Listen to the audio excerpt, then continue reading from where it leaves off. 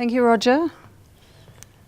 So I'm a visual artist who's working primarily with the tissues of the body and with somatic experience and the languages of tissue, if you like, which to a large extent elude normal ways of communicating in language.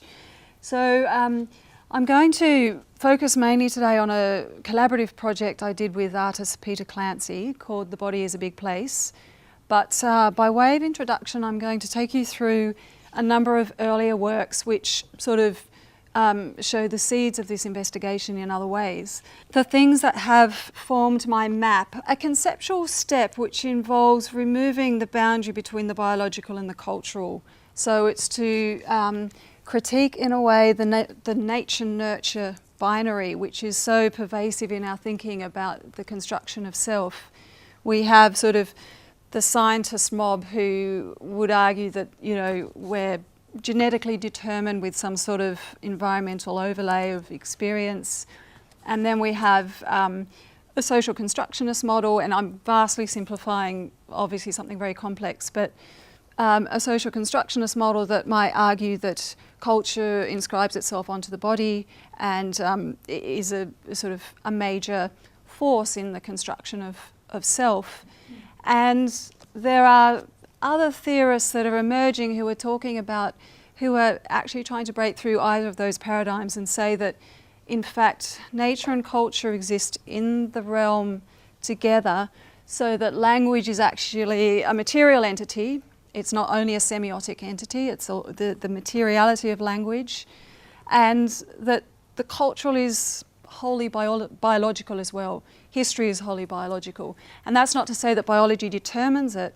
It's to say that these forces actually are both constructive, both have the capacity to improvise and innovate, and it's not even correct to say that they entangle, because that already suggests that they're two separate things that come together. It's actually very difficult in our language to describe the relationship between these things, but let's just say that they exist on, if you like, Deleuze's notion of a plane of consistency. They exist together, and we are somehow products, unstable products, as you were talking about, Lisa, this morning, unstable products of these forces. So earlier attempts of mine to conceptualize these ideas, this was a work I made shortly after I graduated from art school, and it was sheep intestines with extracts of people's diaries and journals embroidered in the sides of the boxes, and was an attempt to talk about that interface between experience and tissue, bodily tissue. So, I mean, I've used a whole variety of languages really in my work, but this one is working with human hair, single strands of human hair. Thinking about hair as, again, as a metaphor for time and memory, and strands of hair as mapping a certain period of time in a person's life, and also, to an extent, the experiences in a person's life. So in these works, the outside's being brought into the inside. What's beautiful has been made repulsive. Hair, once it's removed from the body, becomes repulsive. And then when it's knitted into an object, it's potentially beautiful again, depending on your aesthetic sensibilities. So it was very much, again, about inversions. And a series of photographic works talk about these work. The first series is called Red Sea, Blue Water, and the next series is called Milk. And these talk about systems of medicine and systems of medicine as fictions. So the first series explores home remedy, recipes for home remedies, so they're traditional medical systems. The second series explores the medical systems of the Dharawal people, who were the traditional owners of the area to the south of Sydney. And in this work I was exploring the notion that systems of medicine actually construct the stories of bodies too. Bodies are somehow created by those systems and framed by those systems, and they don't exist sort of a priori in a way to those systems, but the two are co-creating each other. And finally, in this Liquid Ground series, a lot of this work is sort of grasping at ways to visualize something that in the West we don't really have languages to talk about. So in this work, I'm really grasping at a way to talk about this miscibility of the biological and the cultural and the absence of boundaries between them, which is a very difficult thing to conceptualize. And the other thing that I've been very focused on is the notion of distributed consciousness, the fact that consciousness is not just sitting up here in brains and arbitrarily somehow ends at the neck, but we have a nervous system throughout the body. There's no conceptual reason why consciousness wouldn't be throughout the body. There's no reason why it wouldn't be in every cell of the body. There's no reason why it wouldn't be in molecules of the body. But in the West, again, we don't yet have a language to talk about that.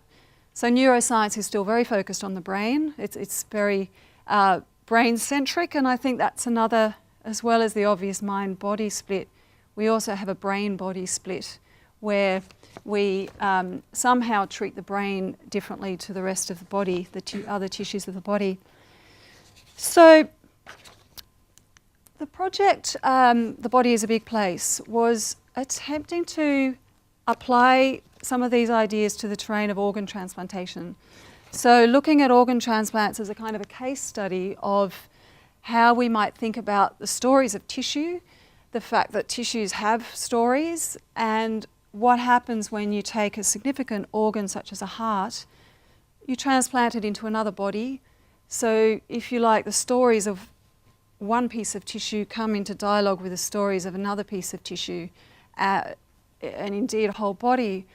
What happens during that process? And we worked with members of the organ transplant community in Melbourne. So we recruited performers from that community who were kind enough to put themselves at risk in our swimming pool performance. And we created a sort of loosely choreographed work where these people would gather at the bottom of the pool and engage in some sort of meeting, metaphorically speaking, and then would rise back to the surface. And in the final installation work, we had a 5-channel video projection where this performance was screened across 5 screens, or sort of happening at different times. And I will show a video soon which will show you some of what actually happens. But what we were really doing with the transplant community were attempting to unpick some of the confounding issues that medicine is not yet, the medical fraternity has not yet really been able to address in terms of the transplant experience. So you all will have heard anecdotes about people that have had transplanted hearts and have had sort of massive changes in their personality, or they were racist before and they become non-racist, or they suddenly develop a taste for chicken nuggets, or everything is out there. And a lot of the time in the popular media it's presented in a very caricatured way, and the way those stories land, in the medical fraternity they're very much treated with skepticism. They're sort of, we did a residency in the heart and lung transplant unit at St Vincent's Hospital, and the sort of official line is often that it's about the heavy drug regimes that transplant recipients have to endure. And there's very little credibility given to them, but there's also, there are no ready empirical tools to study this sort of thing either. There aren't, it's like many experiences, there isn't a sort of empirical tool to study whether these things could be true or not, and the truth of them is not even the issue. In the face of that sort of skepticism from the medical fraternity, there are also a whole lot of theoreticians, medical anthropologists, philosophers, etc., who are studying those experiences and studying their philosophical implications. And Margrit Schildrich is a philosopher who's been looking at those experiences quite closely and using them to contest the whole normative embodiment. So to say that the hybridity that results from transplant is actually a tool we can use to contest normative, individualised embodiment. And she writes, she's written a beautiful article, journal about it. She's written a lot about it, but I'm going to read a couple of extracts from one of the articles she's written. And she goes on to say, as many previous studies have recorded, recipients frequently seek out their donors or vice versa, or in the case of cadaveric donation, as in the donation of people that have already died, their families, to claim a kind of kinship. The encounter, if it occurs, may be disturbing for all sorts of reasons and might even amount to a form of harassment.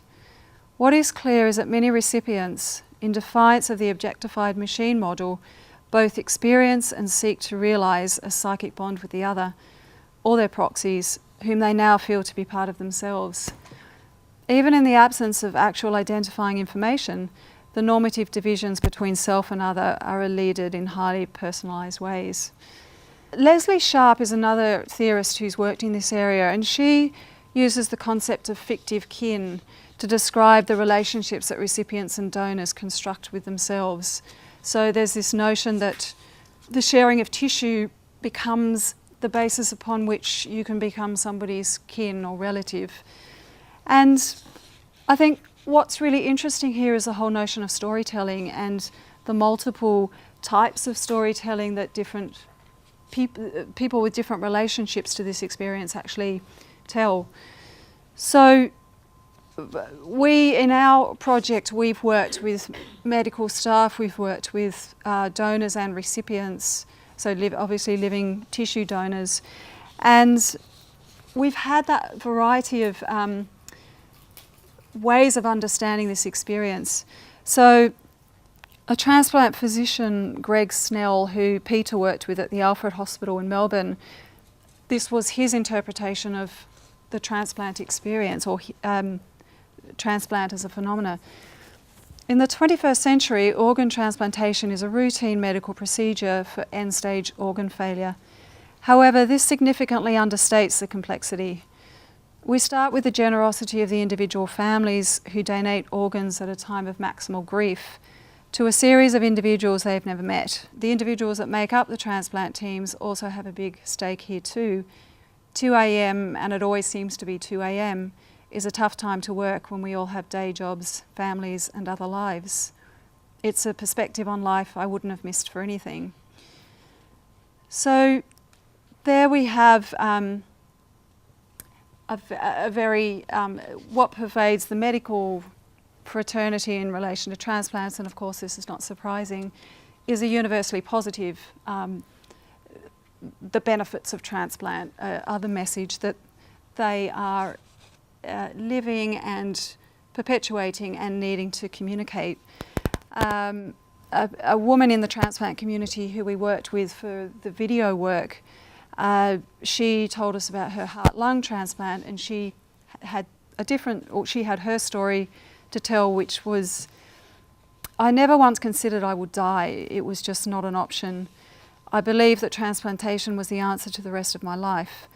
I regarded organ donation as the way my life was meant to be, and that my donor died and saved 4 people and donated her organs just because she could, so we would not die along with her.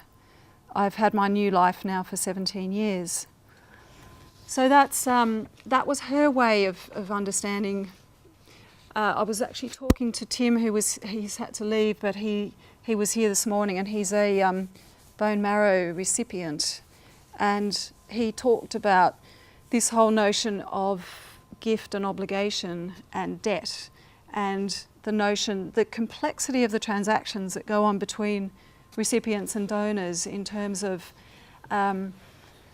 again, the medical profession and the people that market the medical profession really talk about it very unproblematically. It's the gift of life is the typical rhetoric that's used about transplantation. And he was talking about the more complex layers of debt and obligation that go with being the recipient of those kinds of gifts. But also there are dark sides of transplantation that are never actually explored in the normal discourses around it. In terms of other stories, we had a very remarkable experience when we did the residency in the heart and lung transplant unit. We were working with a heart transplant surgeon, and he actually invited us to come and do the residency there, which was quite remarkable anyway. And so we sat in and observed live heart transplant operations and lung operations, heart-lung operations. These are things that go over the whole night. So they'll often start at 10 o'clock at night, and the surgeons stand there for 12 hours or so doing the surgery. They don't take a break to go to the toilet, they don't have a drink, they don't sit down, they're just on it.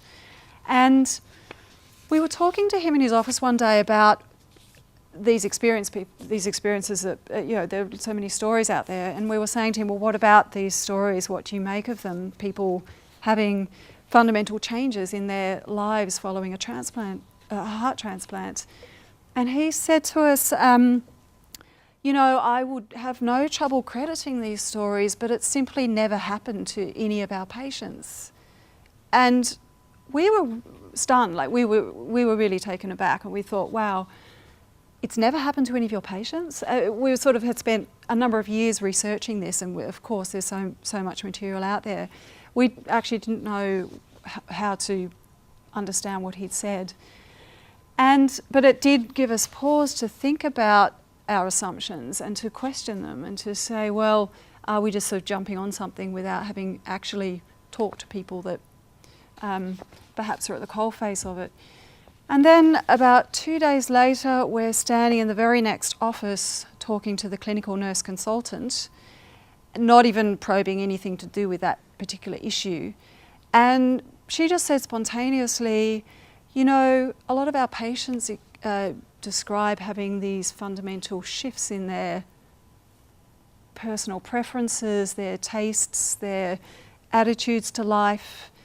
And we were sitting there even more stunned, realising that she's never spoken to him. They've never actually had that conversation.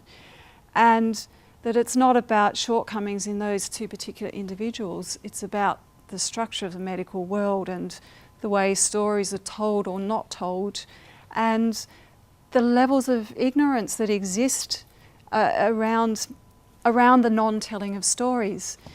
And Margaret Shildrick writes about the whole notion of fiction and the way the medical profession is very quick to dismiss the supposed fictions of patients, but never acknowledges the fictions upon which medicine itself is founded on.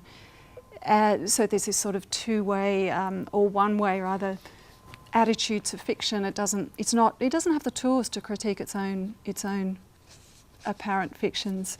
The other component of this installation was working with live perfusion of hearts. So we really wanted to actually tease out very explicitly the fact that transplantation is a bunch of personal experiences, and it's also intrinsically involved in tissue itself and the materiality of tissue. We had to, in order to do live heart perfusion, we had to get hearts that were very fresh. They had to be obtained from an animal, ideally in less than 3 minutes after the animal was killed.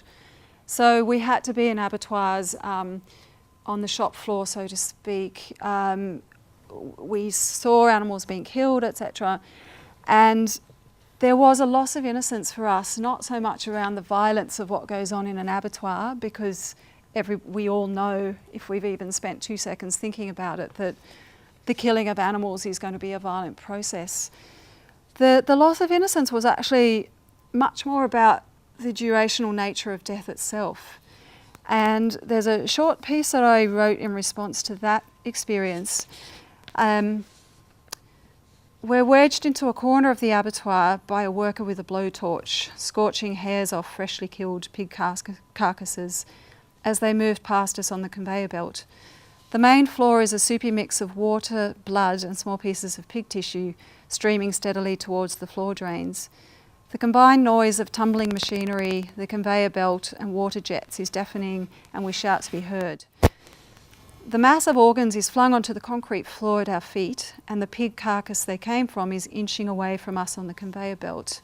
So the thing that I only got this for the first time when I had that experience is that death takes time.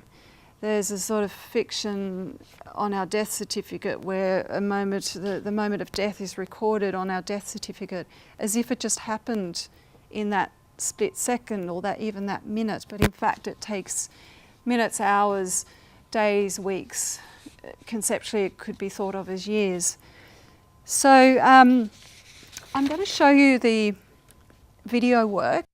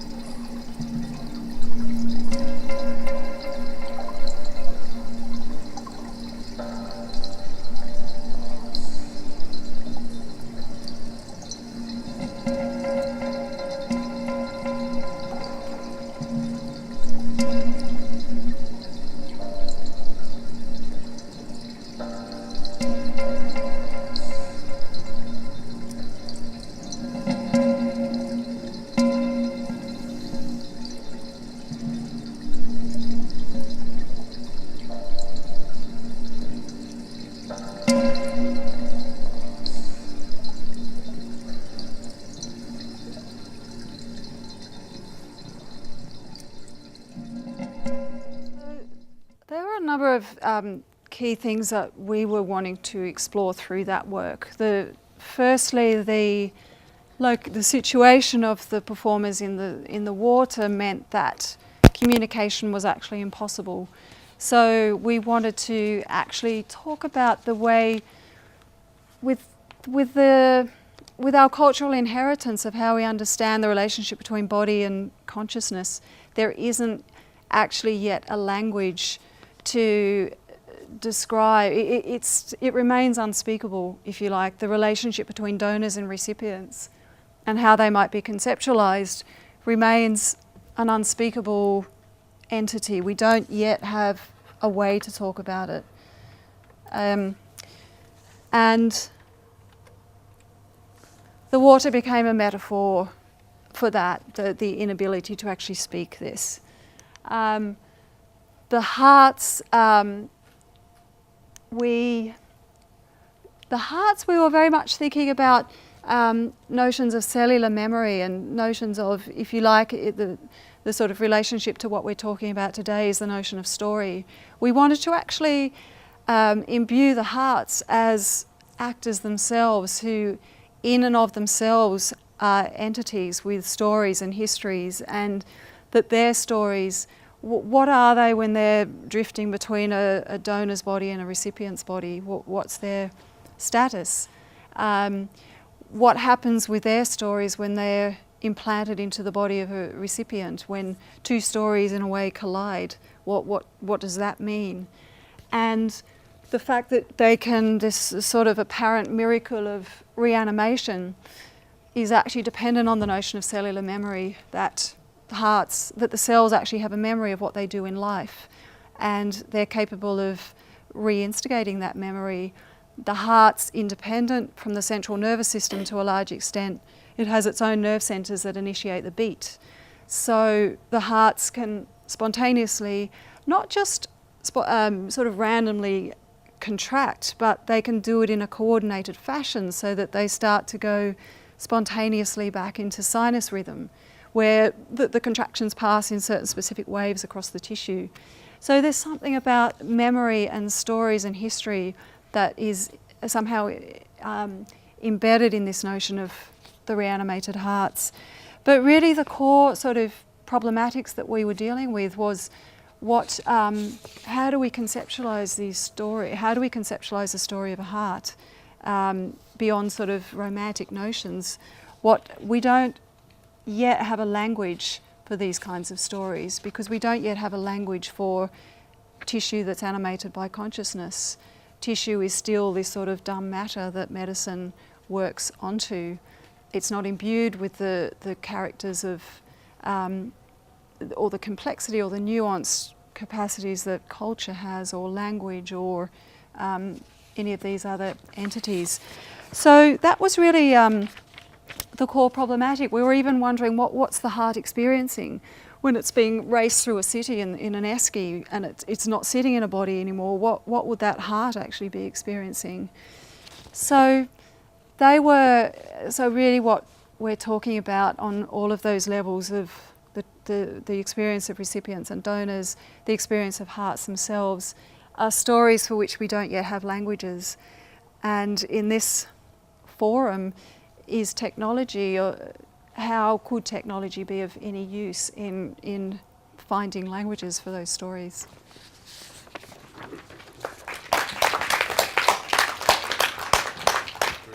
Thank you very much.